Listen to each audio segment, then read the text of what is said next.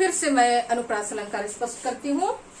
कालिंदी कुल कदम की डारन, प्रस्तुत पंक्ति में क वर्ण की बार बार आवृत्ति हुई है, इसलिए अनुप्रास अलंकार है। मैंने अभी अभी समझाया था कि अनुप्रास अलंकार में पहला वर्ण व्यंजन होना है या तो अंतिम वर्ण व्यंजन होना है।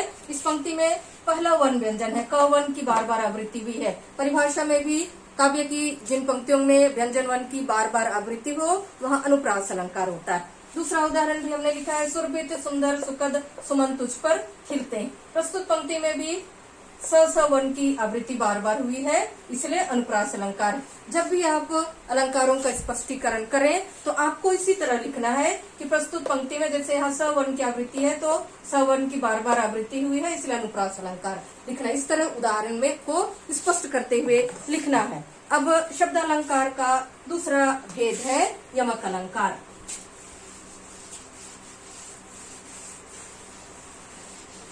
शब्द अलंकार का दूसरा भेद है यमक अलंकार।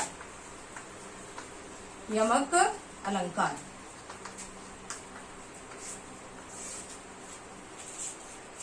जहां एक शब्द की आवृत्ति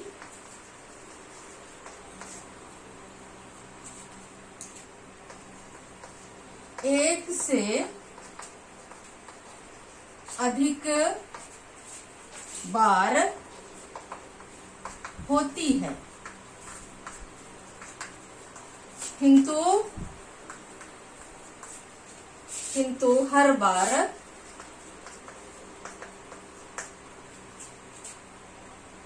बार शब्द का अर्थ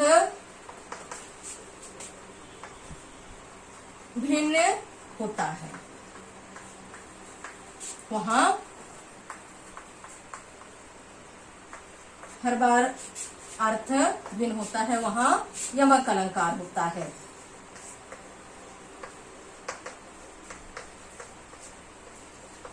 वहां यमक अलंकार होता है जहां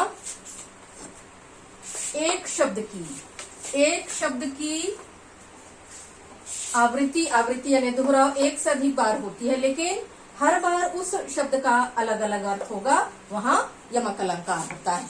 उदाहरण से स्पष्ट हो जाएगा। जैसे उदाहरण है, काली घटा का घमंड घटा। काली घटा का घमंड घटा। काली घटा, यहाँ पर काली शब्द आया है इसलिए घटा का अर्थ दूसरा हो जाएगा। यहाँ पर घमंड शब्द आया है इसलिए घटा का अर्थ दूसरा हो जाएगा। तो दो बार घटा शब्द की आवृत्ति हुई है, लेकिन दो बार आवृत्ति होने के बावजूद भी इन दोनों शब्दों का अर्थ अलग अलग है। जैसे काली, तब काली का अर्थ है काली घटा, तो यहाँ पर घटा का अर्थ हो गया, पहली घटा का अर्थ हो गया बादल, और दूसरी घटा का अर्थ हो गया, चूंकि घमंड घटा, दूसरे घटा का अर्थ हो गया घटना। तो घटा शब्द की आवृत्ति दो बार हुई है, लेकिन दोनों ही बार उसका अर्थ अलग अलग है। तो इसका स्पष्टीकरण भी हम इसी तरह लिखेंगे। प्रस्तुत पंक्ति में घटा शब्द की आवृत्ति दो बार हुई है। पहली घटा का अर्थ बादल, और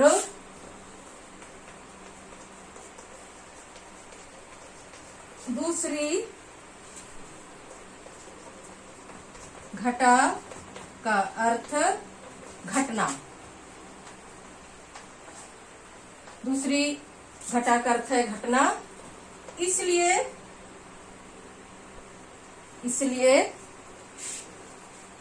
दूसरी घटा का अर्थ है घटना, इसलिए यमक अलंकार है।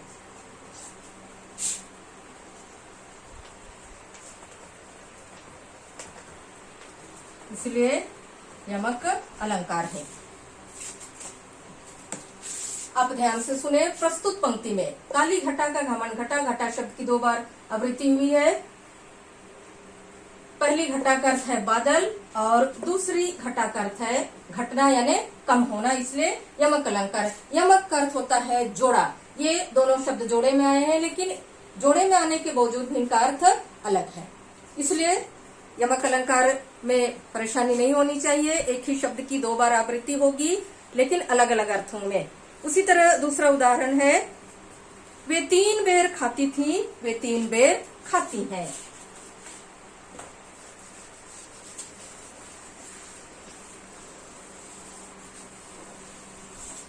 वे 3 बेर खाती थी,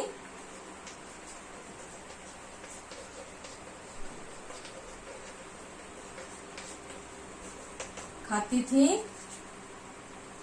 वे 3 बेर खाती हैं। इस पंक्ति में भी बेर शब्द की आवृत्ति 2 बार हुई है। बेर शब्द की आवृत्ति 2 बार हुई है। वे 3 बेर खाती, यहाँ बेर का अर्थ है बार,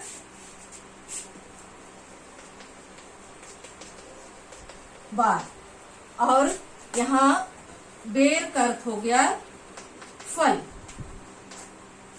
तो बेर शब्द की आवृत्ति भी 2 बार हुई है, लेकिन पहले बेर का अर्थ है बार और दूसरे बेर का अर्थ फल, इसलिए इसका भी स्पष्टीकरण करते समय ध्यान रखना है। प्रस्तुत पंक्ति में बेर शब्द की आवृत्ति 2 बार हुई है। पहले बेर का अर्थ है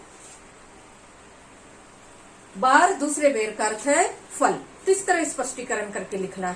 आशा है यमक अलंकार स्पष्ट हो गया होगा। उसके बाद आगे है श्लेष अलंकार। श्लेष,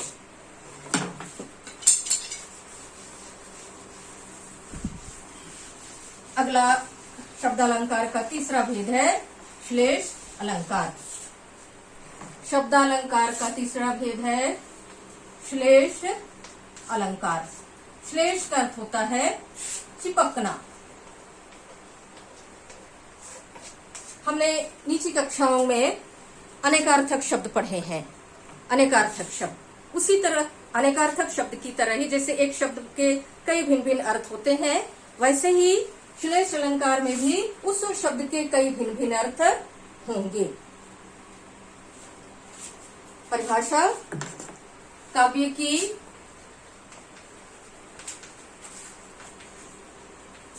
जिन पंक्तियों में एक शब्द की एक शब्द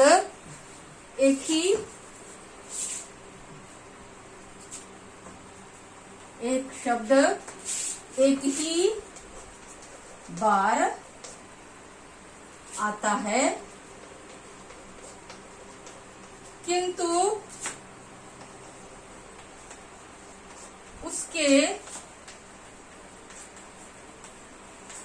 एक से अधिक अर्थ होते हैं, वहां श्लेष अलंकार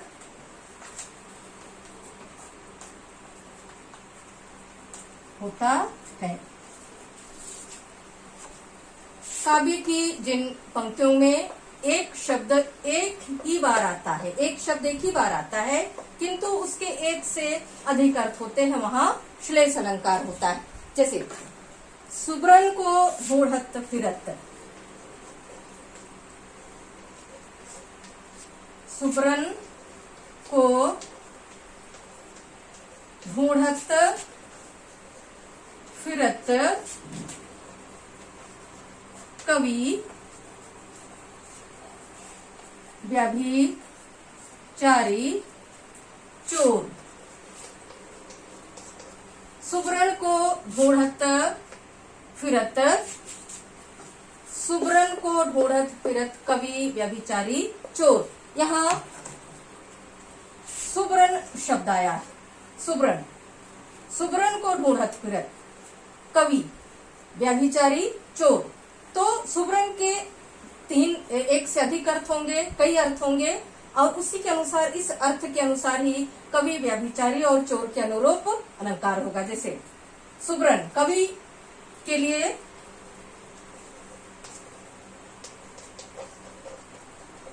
सुबरन का अर्थ हो गया सुंदर अक्षर, सुंदर अक्षर। व्यभिचारी यानी दुष्ट के लिए अर्थ हो गया सुंदर स्त्री। उसके बाद चोर, चोर के लिए अर्थ हो गया सोना। इस तरह छात्रों हम देख रहे हैं, कवि के लिए सुबरन का अर्थ हो गया सुंदर अक्षर या सुंदर वर्ण, व्यभिचारी यानी दुष्ट व्यक्ति के लिए सुंदर स्त्री, और चोर के लिए सोना। तो सुबरन शब्द के 3 अर्थ हुए, सुंदर अक्षर, सुंदर स्त्री और सोना।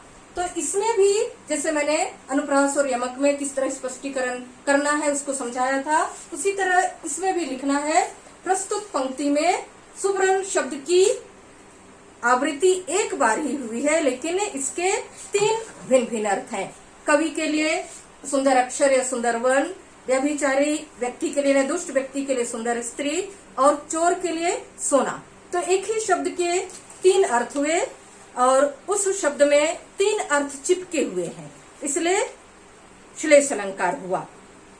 उसी तरह दूसरा उदाहरण है, यहां तक स्पष्ट हो गया होगा।